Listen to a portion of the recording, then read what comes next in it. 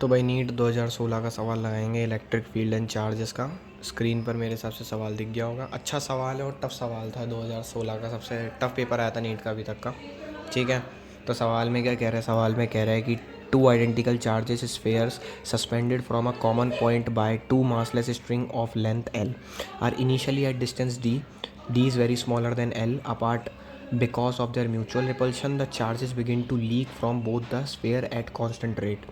As a result, the sphere approaches each other with velocity v, then v varies as function of distance x between the sphere as. तो देखो अब सवाल में देखो क्या बोले जा रहा है। सवाल में इसको समझते हैं अपन अच्छी तरीके से। देखो सवाल में बोल रहा है कि भाई एक कॉमन एक कोई पॉइंट है ना, उससे ऐसे दो स्ट्रिंग लटकी पड़ी है और हर स्ट्रिंग के ऐसे कोने पर अपन के दो स्फेयर हैं और दोनों स्फेयर पे तो चार्ज है ना वो सेम सेम चार्ज है। ठीक है, अच्छी तरीके से समझना। दोनों पे प्लस क्यू चार्ज है, दिख रहा होगा। इस पर भी प्लस क्यू चार्ज है और इस स्फेयर पे भी प्लस क्यू चार्ज है। ठीक है, हाँ भाई। बोल रहा है स्टार्टिंग में कोई डी डिस्टेंस से सेपरेटेड थे। इनिशियली ये इन दोनों के बीच में जो डिस्टेंस थी वो कितनी थी? डी थी, स्मॉल डी। ठीक है, फिर क्या हो रहा था कि ये भी प्लस क्यू ये भी प्लस क्यू, तो क्या होगा? एक दूसरे से दूर भागेंगे। क्यों? क्योंकि रिपल्शन फोर्स लगेगा, इधर रिपल्सिव फोर्स लगेगा, एफ रिपल्शन। ठीक है, बहुत बढ़िया। और बोल रहा है कि उसके बाद क्या होगा कि जैसे ही एक दूसरे से दूर भाग रहे थे तो इनमें से चार्ज जो था वो कॉन्स्टेंटली निकल रहा था। इनमें से जो चार्ज था ना वो कांस्टेंट रेट से निकल रहा था। इन दोनों में से चार्ज जो था ना वो कांस्टेंट रेट से निकल रहा था। अब कांस्टेंट रेट से निकल रहा था मतलब कि है ना, चार्ज ऐसे रिलीज़ हो रहा था। प्लस क्यू में से भी चार्ज फटाफट से मतलब कांस्टेंट रेट से निकल रहा था, इधर से भी कांस्टेंट रेट से निकल रहा था। ठीक है, तो जब इनमें से चार्ज लीक होने लगा तो भाई इस पर कोई चार्ज आ जाएगा। ठीक है, हाँ, मतलब ये दूर जाने लगे तो दूर जाते जाते जाते जाते इनमें चार्ज निकलता गया तो इस पर कोई चार्ज आ जाएगा एक्स, इस पर भी कोई चार्ज आ जाएगा एक्स। भाई दोनों में कांस्टेंट रेट से निकल रहा है। जितना यहाँ से चार्ज निकला उतना यहीं से चार्ज निकला, है ना। और कोई एक्स डिस्टेंस पर चले गए, मतलब मान लो इनमें से कोई चार्ज निकल गया, मान लो यहाँ से कोई वाई चार्ज निकल गया, यहाँ से भी वाई चार्ज निकल गया, तो यहाँ पर कोई अलग चार्ज बचा होगा। मान लो यहाँ पर चार्ज ए बचा, यहाँ पर भी चार्ज ए बचा। ठीक है, और फिर दूर चले गए। ये पास पास में थे। ठीक है, डी डिस्टेंस पर थे। डी डिस्टेंस मुझे बोल रखा है कि भाई बहुत ज़्यादा छोटी है लेंथ ऑफ स्ट्रिंग से। ये जो स्ट्रिंग है ना जिससे लटके पड़े हैं इसकी लेंथ एल दे रखी है। ठीक है भाई, है ना। तो क्या हुआ, ये दोनों एक दूसरे से पहले पास पास में से दूर जाने लगे तो चार्ज लीक होने लगा और कोई एक्स डिस्टेंस पर चले गए। ठीक है, ठीक है। अब चार्ज जैसे लीक हुआ ना, कोई डिस्टेंस पर चले गए एक्स डिस्टेंस पर, तो क्या हुआ कि बोल रहा है कि भाई अब है ना ये एक दूसरे के पास आने लगे। अब क्यों पास आने लगे होंगे? क्योंकि एक पॉजिटिव हो एक नेगेटिव होगा तभी। उससे अपन को कोई मतलब नहीं है। ठीक है, कि कैसे भी आ रहे हैं पास, तो बस एक चीज़ पता लग गई अपन को कि एक पॉजिटिव हो जाएगा कोई एक नेगेटिव हो जाएगा। इनमें से कोई भी हो सकता है, एक पॉजिटिव एक नेगेटिव। तो एक दूसरे के पास आने लगे कोई वी वेलोसिटी से। ठीक है भाई, यहाँ तक कोई दिक्कत नहीं होगी कि वी वेलोसिटी से एक दूसरे के पास आने लगे। तो अब कैसे करेंगे भाई इस सवाल को? तो देखो इस सवाल को करने का बहुत तरीके हैं, 2 तरीके 3 तरीके होते हैं। ठीक है, लेकिन जो सबसे ज़्यादा गलती करते हैं स्टूडेंट इस सवाल को सॉल्व करने में वो ये है कि यहाँ पर क्वेश्चन में एक शब्द लिख कर दे दिया है, वो है कांस्टेंट रेट। कांस्टेंट रेट लिख दिया भाई सवाल के अंदर। अब चूंकि सवाल में लिख दिया कांस्टेंट रेट, तो कांस्टेंट रेट को समझेंगे कि भाई एक्सेलरेशन यहाँ पर कांस्टेंट है, तो तुम यहाँ पर जो वेलोसिटी निकालोगे ना वो तुम इक्वेशन ऑफ मोशन को यूज़ कर निकालोगे। क्यों? क्योंकि इक्वेशन ऑफ मोशन जो होती है ना वो कब एप्लीकेबल होती है? जब कांस्टेंट रेट होता है, मतलब जो एक्सेलरेशन कांस्टेंट होता है। तो तुम यही गलती कर आंसर लाओगे। अब देखो क्या गलती करोगे, दिखा देता हूँ भाई। ये वी वेलोसिटी से इधर आ रहा है, हाँ, और इलेक्ट्रोस्टैटिक फोर्स अब अट्रैक्टिव बन गया क्योंकि पहले रिपेल कर रहा था फिर अट्रैक्शन हो गया, तो अट्रैक्टिव हो गया अपन का। मुझे पता है एफ इक्वल्स टू क्या होता है, KQ1Q2/r²। ठीक है, अब मुझे है ना सवाल में ऑप्शन ऐसे दे रखे हैं कि प्रोपोर्शनल में दे रखे हैं, तो मैं वो पता नहीं कि चार्ज क्या होगा आगे जाकर, तो उससे मुझे कोई मतलब नहीं है। तो फोर्स जो होगा ना, मुझे यहाँ से एक चीज़ दिख रही है, इन्वर्सली प्रोपोर्शनल है r² के। ठीक है, हाँ, तो यहाँ से जो फोर्स आएगा ना वो मेरा इन्वर्सली प्रोपोर्शनल होगा। डिस्टेंस कितनी है दोनों चार्ज के बीच में? x²। तो फोर्स यहाँ पर मेरे x² के इन्वर्सली प्रोपोर्शनल है। हाँ भाई, मुझे वेलोसिटी पूछ रहा है। देखो मैं पहले एकदम सही तरीका बता देता हूँ कि कैसे करेंगे सवाल को, फिर जो गलत तरीका यूज़ करोगे तुम इस वाली चीज़ से वो मैं बाद में बताऊँगा। तो देखो अब कैसे करेंगे, मुझे एक चीज़ पता लग गई, एफ जो है ना वो इन्वर्सली प्रोपोर्शनल है इसके। मुझे पता है फोर्स क्या होता है, मास इंटू एक्सेलरेशन होता है, हाँ, इन्वर्सली प्रोपोर्शनल टू x²। अब एक काम करते हैं अपन, ठीक है। याद रखना ये जो कांस्टेंट रेट है ना, इसका मतलब होता तो कांस्टेंट एक्सेलरेशन, लेकिन सवाल में क्या बोल रहा है कि चार्ज जो है ना वो कांस्टेंट रेट से निकल रहा है, मतलब चार्ज कांस्टेंट रेट से निकल रहा है। जो चार्ज का मोशन हो रहा है ना एक दूसरे की तरफ, वो कांस्टेंट रेट से नहीं हो रहा। सवाल में ये बोल रहा है कि भाई चार्ज जो है ना, इनमें से जो चार्ज लीक हो रहा है ना वो कांस्टेंट रेट से हो रहा है। ये नहीं बोल रहा सवाल कि भाई जो दोनों चार्ज है ना वो एक दूसरे की तरफ कांस्टेंट रेट से आ रहे हैं, ये नहीं बोल रहा।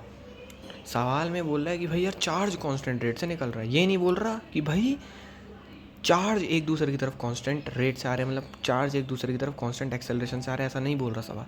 तो जब चार्ज एक दूसरे की तरफ कांस्टेंट एक्सेलरेशन से नहीं आएंगे तो क्या होगा, एक्सेलरेशन अपन का मोशन वाला कांस्टेंट नहीं रहेगा। तो यहाँ पर अपन ऐसे ये जो dv/dt होता है इसको यूज़ करेंगे, तो लिखेंगे भाई मास।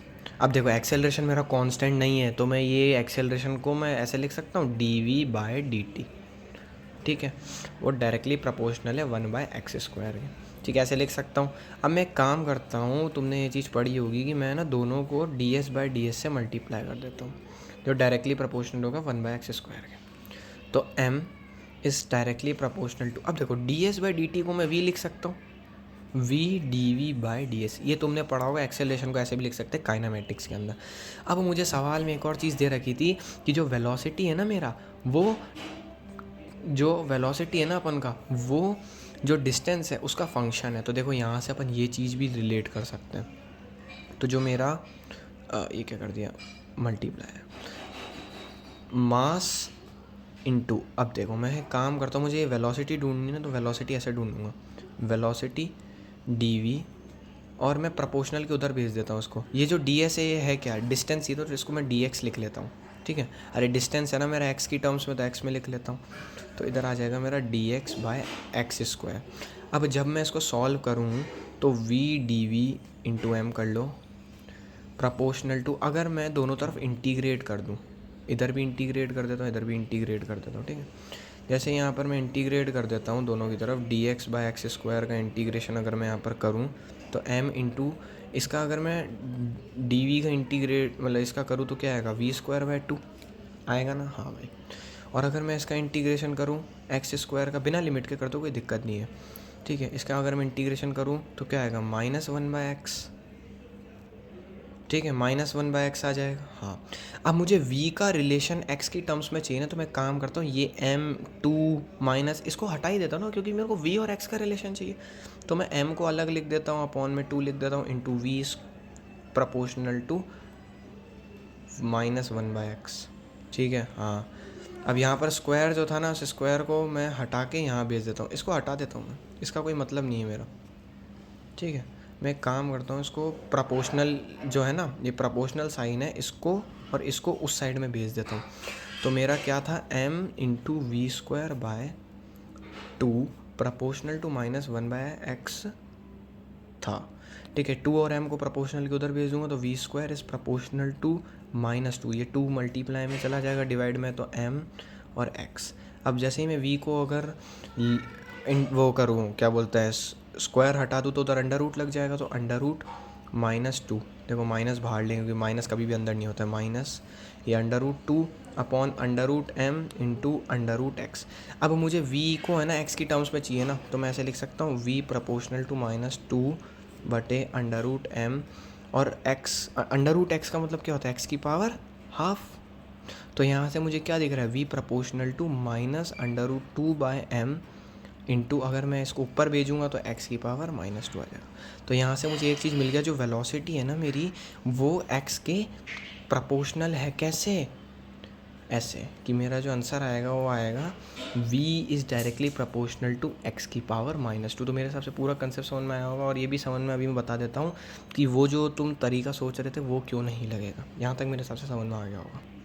तो देखो भाई यार, एक और तरीका भी है 20 का, है ना, मैंने अभी भी जस्ट देखा, सॉल्व करा, तो देखो मुझे पता है कि v² - u² = 2s होता है। मुझे पता है कि भाई यार, जब दोनों एक दूर रखे गए थे x डिस्टेंस पर, है ना, तो इनिशियली तो उनकी वेलोसिटी कितनी थी, 0 ही थी ना भाई। जब दूर ले गए थे, मतलब ये ऐसे था, ये इधर, ये इधर, ये x डिस्टेंस पर था, तो जब कोने में जाकर रुक गए थे तो उन दोनों की वेलोसिटी इनिशियली ज़ीरो थी, फाइनल वेलोसिटी कुछ ना कुछ होगी जो अपन को ढूंढना है, तो ये तो ज़ीरो हो जाएगा। एक्सेलरेशन कैसे ढूंढेंगे, मुझे पता है कि एफ़ जो होता है ना के Q1 Q2 bye are square होता है ना। तो डिस्टेंस कितनी है, एक्स स्क्वायर ले लेंगे भाई यहाँ पर अपन। तो एफ़ इक्वल्स टू के की जगह के, अब इन दोनों पे चार्ज बाद में कुछ भी हो अपन को नहीं पता, उसको Q1 Q2 ही मान लो, ठीक है। या ऐसे ही देख लो, यहाँ से एफ़ जो है ना वो डायरेक्टली प्रोपोर्शनल है 1/x स्क्वायर के, ठीक है।